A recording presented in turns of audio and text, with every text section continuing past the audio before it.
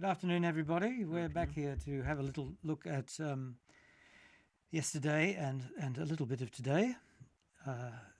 Some new roses. The others were looking a bit tired, actually, but they're super. Oh, they look beautiful. Well, it's appropriate because we're listening to Mozart. Yes, a little bit of roses for our ears, right? The chamber orchestra. The first one we'd like to look at was actually the theme from Elvira Madigan, the film. Yes, I'm not too familiar with this film, but you mentioned to me. No, it's a blighted love story, rather similar to Meyerling. You know, the two lovers. It's a Swedish film. Yes. With Elvira Madigan and Sixten, but I can't remember his second name, but it's the Swedish pronunciation of it. And they run out of food and then commit suicide. Just every Swedish love story, I think. Sorry. Oh dear, I've got to stop laughing. It's not funny. It is similar to the story of Meyerling, only not quite so tragic, or it didn't have quite so many repercussions. Yes. Okay, shall we listen to this before I explode into laughter? Right.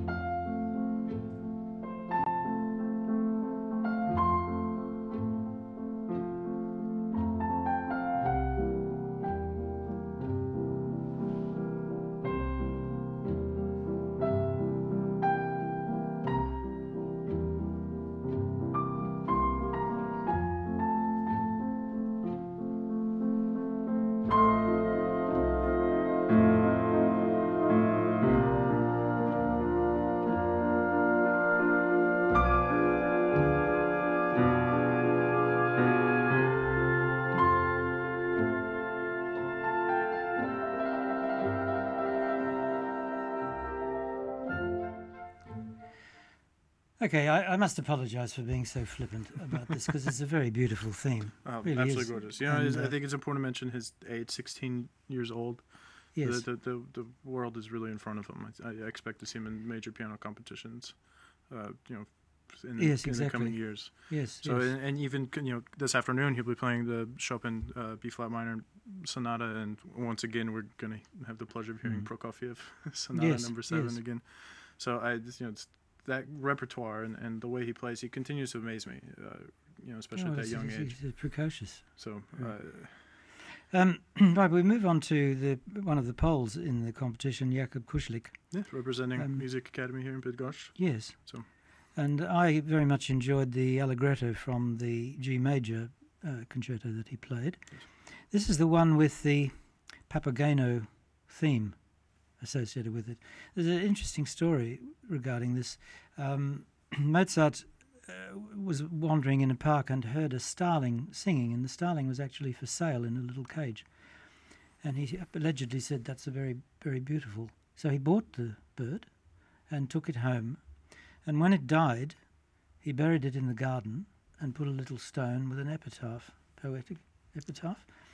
And then people speculate that this may have been the little tune that he made from Papageno, of course. Oh, beautiful. So let's listen to the Allegretto from that particular G major concerto.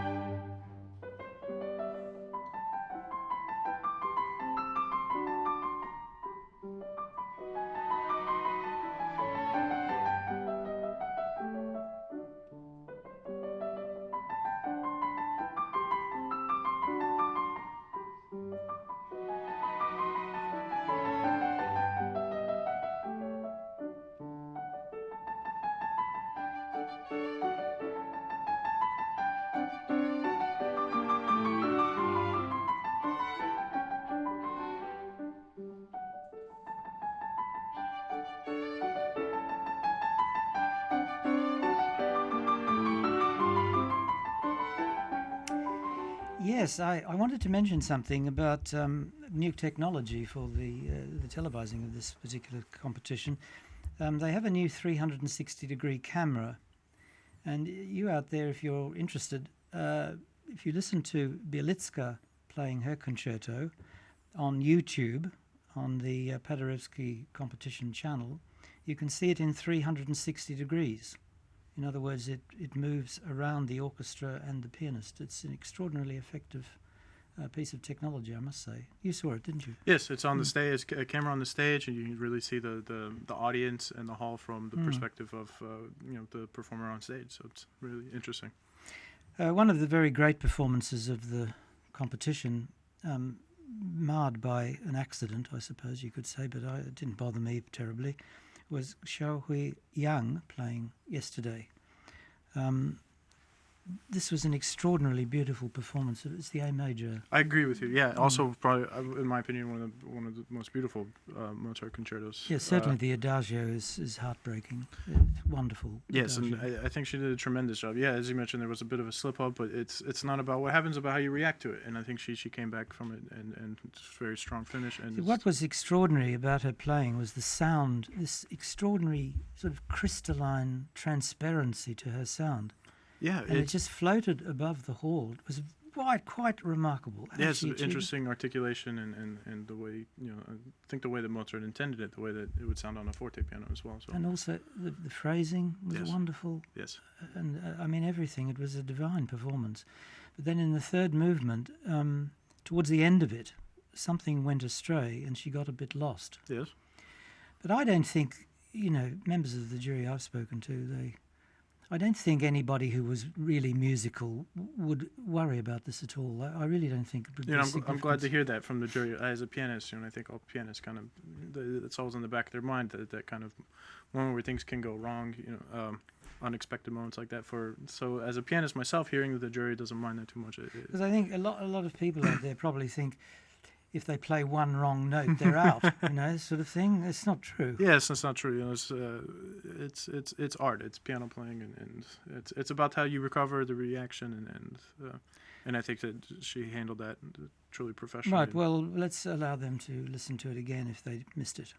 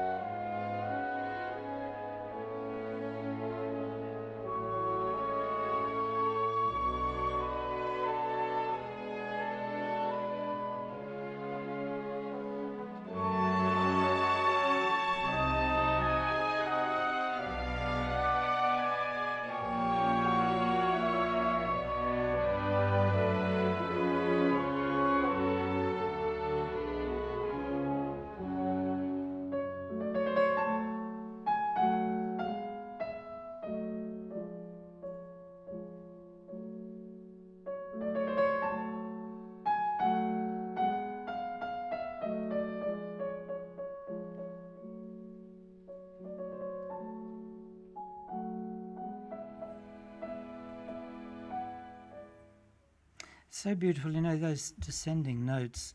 She just didn't descend; they were dynamically graded. Yes, natural, breathing musicality. Element. Yes. And I think that's what the jury looks for. Yes, that's what they want to see. I mean, the hall was absolutely. You could hear a pin drop, Yes. And when the incident occurred, it was deeply shocking because of the beauty that had gone before. Yes. Anyway, lovely. You were going to say a few things about forte pianos, because originally the concertos were of course written for Mozart to play himself. Usually, he wrote a couple for pupils.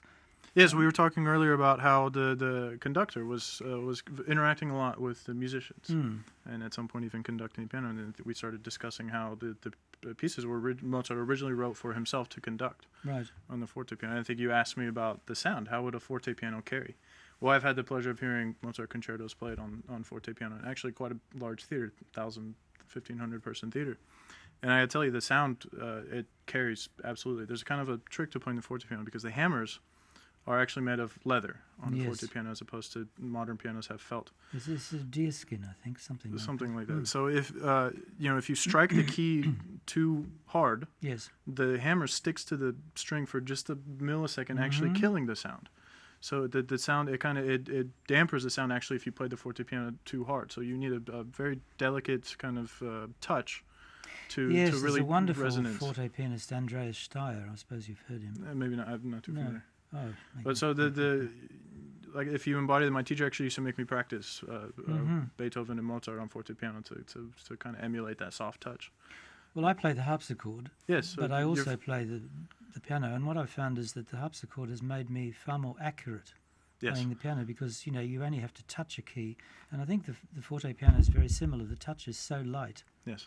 And on a harpsichord, as you well know, the articulation is very important, because you can change the articulation to kind of give different. That's really all you can do is manipulate. And you create illusions of dynamic change. Yes. Through articulation and detachment, basically. And so that same concept, transcends to the piano. And the same thing if you play very strongly on a harpsichord, the sound is appalling, and you probably break the thing, the plectrum. Anyway.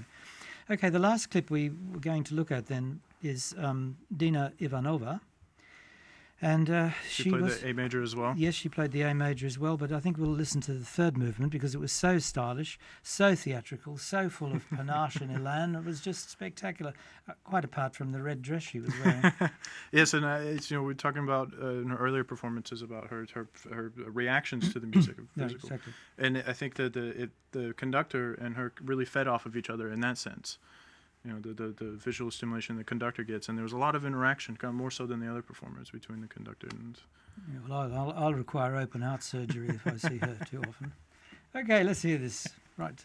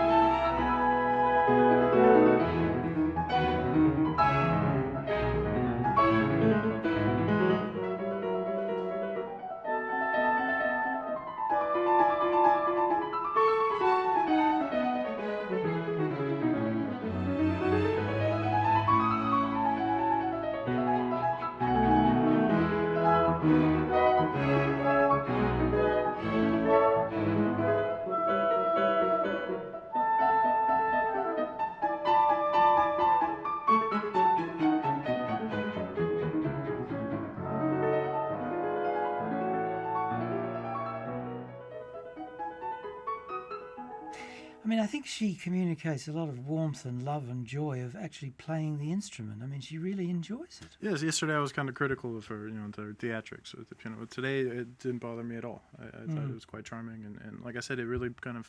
I think it's done with a lot of integrity. I mean, it's not a celebrity showing off sort of aspect. I don't think so. Yes, it's probably one of my favorite performances of the Mozart concerto. And I mean, she can communicate so well with the audience. The audience gave her, I think, 3 or even 4 returns to the stage. Yes, so tremendous performance. Okay, well, thank you very much for watching, and we'll see you again. Is it tomorrow? No, not tomorrow, but Friday. That's it.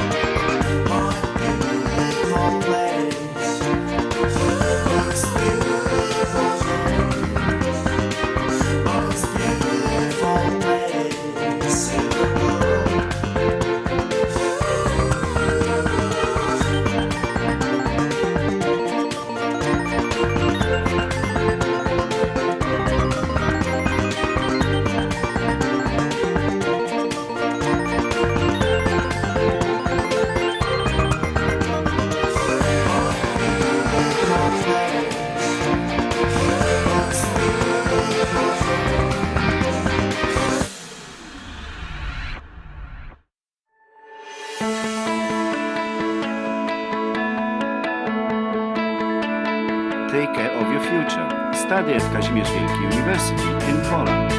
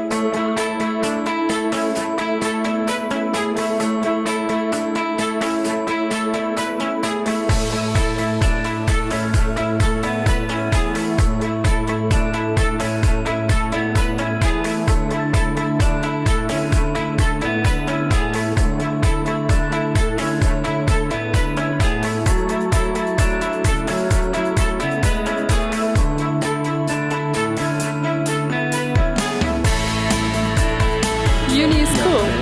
Bydgoszcz is awesome.